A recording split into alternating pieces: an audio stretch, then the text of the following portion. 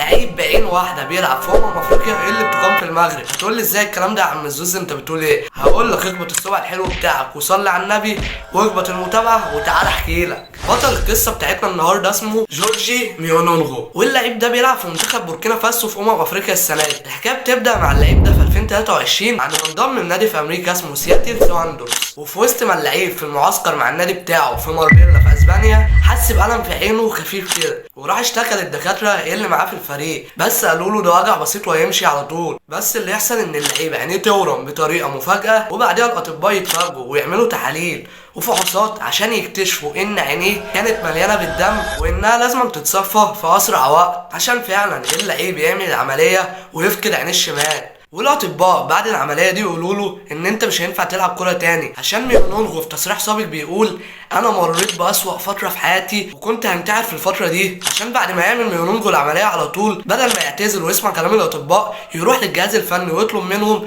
اسبوع بس يشوفوه في التدريبات عشان ميونونغو فعلا يقدم افضل اداء وهو بعين واحده، وبعديها يلعب في كاس العالم للانديه لاصحاب العين الواحده، وبعديها يلعب كذا ماتش في الدوري الامريكي ويجيب كذا جون وكذا اسيست، ويلعب مع منتخب السنه دي في افريقيا وبيقدم اداء كويس دلوقتي مع المنتخب. فسبحان الله بقى يا اخي، ادي اللعيب ده لو كان في مصر كان زمانه اعتزل دلوقتي، لكن شوف الاصرار والعزيمه وصلوا دلوقتي ان هو يبقى لعيب كره قد الدنيا في بلده.